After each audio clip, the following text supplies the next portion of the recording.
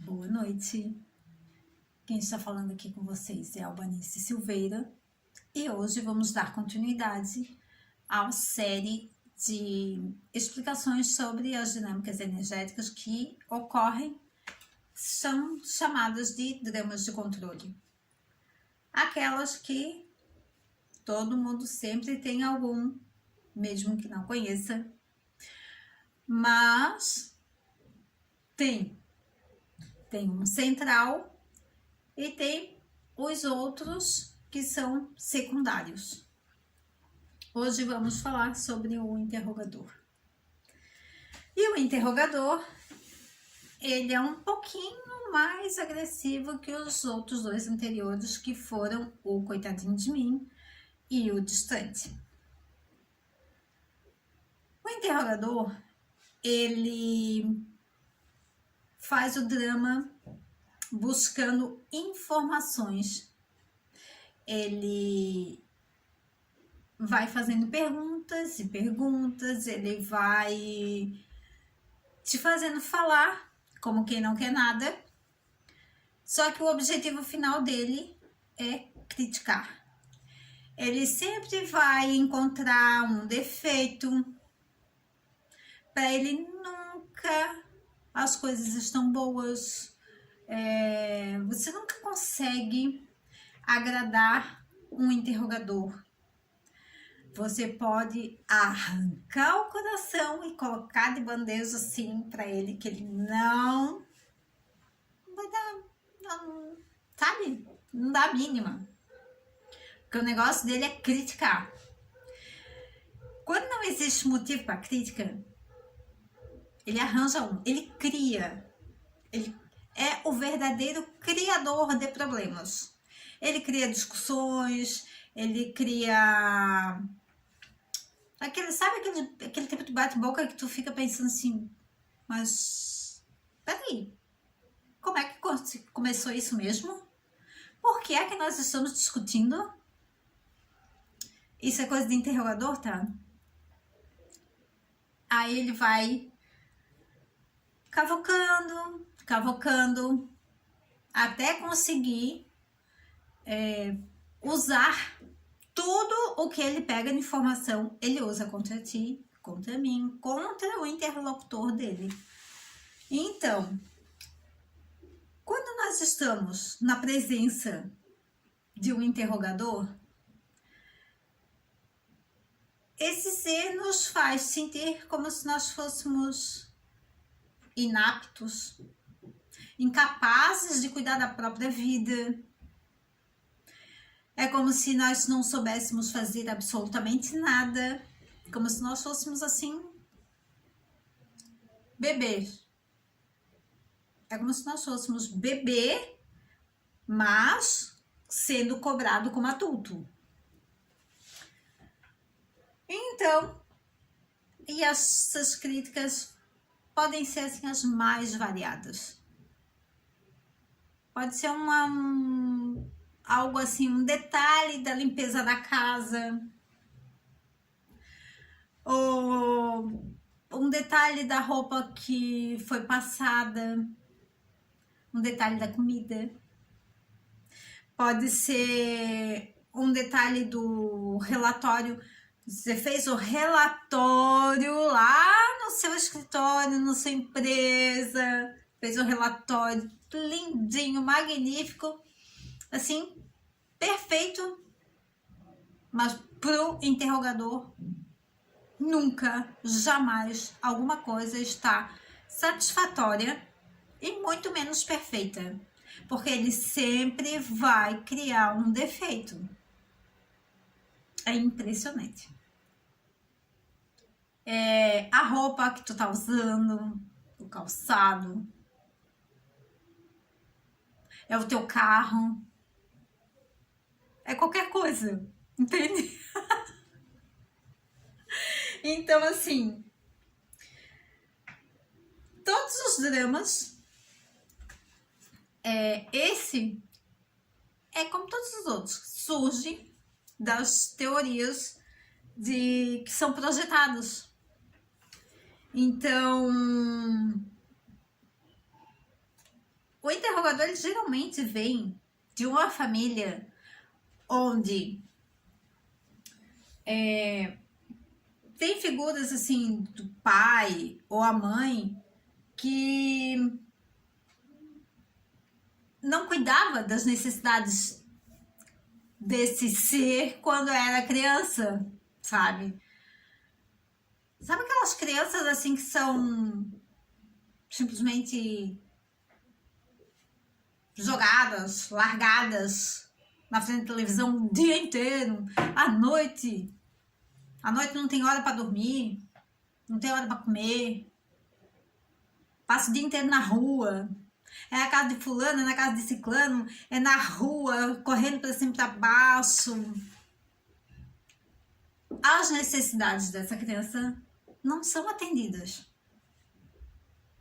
Porque ter limites, porque ter alguém ensinando, impondo limite, cobrando o que foi ensinado, cobrando o limite que foi imposto. Isso são necessidades básicas de uma criança. Isso faz parte da educação. E esse tipo de comportamento dos pais são necessários porque isso faz com que a criança receba energia. Enquanto o pai e mãe, ou no caso um adulto responsável, está assim, dedicando tempo, sabe? Por mais que esteja atarefado, porque todo mundo sempre está atarefado, né? Por mais que esteja atarefado, aí fica, sabe, administra o tempo e dedica, né? Ajuda a criança com tarefa de escola, ensina a criança a fazer as coisas dentro de casa, que afinal de contas a criança mora ali também. Então, ela precisa aprender desde cedo a cuidar das coisas dela, a desenvolver autorresponsabilidade. E isso faz com que, quando os pais estão dedicando o tempo para essas coisas, a criança está recebendo energia. Então, assim, se a criança não recebe isso em casa, ela não tem as necessidades energéticas dela atendida. O que na realidade é intrinsecamente ligado com a educação. Uma criança que não recebe educação, ela não recebe energia também. Porque, afinal de contas, para que os pais deem educação para os filhos, é necessário que coloque o foco. Então, a energia da pessoa que colocou o foco está indo para quem recebe essa energia, está indo para a pessoa que está sendo focada naquele momento. Então, a educação é isso, é um foco energético. E as pessoas nunca olharam por esse lado, sabia? É impressionante como a maioria das pessoas não olham a educação que é necessária pelo lado de a troca energética que ocorre entre pais e filhos. Não só criança, adolescente também, né? Então, quando a criança não recebe isso, ela fica com um vazio energético. E aí o que acontece? A criança vai ficar captando coisas dos pais para posteriormente ficar apontando, ficar acusando, ficar criticando. Então, isso é uma coisa que vai se perpetuando Na verdade, a criança pode, de repente, não falar, né? Não falar, assim, abertamente dos erros, fazer críticas, e isso já começa a se apresentar mais na adolescência. Mas quando começa a abrir a boca e se comportar dessa forma, o padrão ele já está instalado. Não significa que antes não estava. O padrão já está instalado, ele é o central, só que antes, provavelmente a criança usava algo do tipo coitadinho de mim ou distante. Por quê? Porque se a criança ficar apontando erros dos pais, criticando a família e tal, o que vai acontecer? Essa criança, ela vai ter um corte. Então, para que não ocorra isso, ela vai usar outro drama secundário para quando chegar mais ou menos lá na adolescência, que daí começa a coisa a ficar mais complicada, aí começa a ser jogado crítica, apontado erro, aí começa a ficar, muitas das vezes, aquela coisa assim, ó, de um acusa o outro, os pais acusam o filho e o filho acusa os pais, e fica aquela troca de acusação, que na realidade nunca leva a lugar nenhum, não termina nunca, mas continua fazendo. Por quê? Porque dessa forma está havendo a alimentação energética, que é o ponto principal do negócio. E daí, como lidar com isso? O importante é não entrar na defensiva. Não pode entrar na defensiva com o interrogador. Tem que agir explicando que essa pessoa está nos fazendo sentir vigiados. Estamos sendo criticados e muitas vezes essas críticas não têm fundamento. Muitas vezes são críticas que a imaginação criou. Porque a imaginação de um interrogador, ela é bem fértil. Porque precisa captar elementos e depois existe todo um processo em cima desses elementos que o interrogador vai usar contra a pessoa. E geralmente é bem acrescido de fantasia, né? Então, as críticas, geralmente, elas não têm fundamento. Mas, também, existe aquela coisa assim, ó. A pessoa que está ouvindo a crítica, ela precisa olhar para si mesma e verificar se tem fundamento ou não a crítica. Porque muitas vezes também tem. E ele pode também ter, assim, ó, várias reações diferentes, tá? Entre elas, o mais comum de todos, o mais básico de todos, que é negar, né? Todo mundo entra em negação. Todo mundo nega que está fazendo. Sabe aquela coisa assim? Eu não tô fazendo isso. Não, tu estás equivocado. Tu estás me difamando. Tu estás me caluniando. Aí já começa a inversão para jogar para cima de ti aquilo que ele tá fazendo contigo. Que é o mais básico de todos, né? É uma reação, assim, de todos os dramas, é esse. E não interessa o quanto tu mostre, coloque ali os exemplos, né?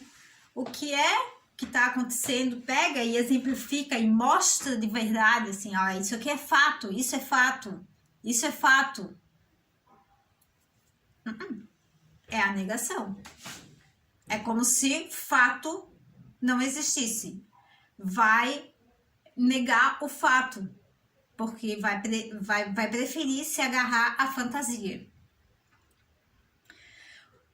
A outra inversão, a outra reação é a inversão, né? No caso,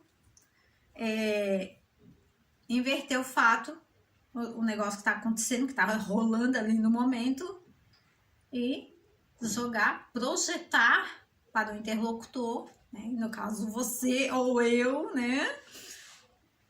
Simplesmente, assim, acusar de estar recebendo aquilo que não está recebendo, está fazendo, está dando, né?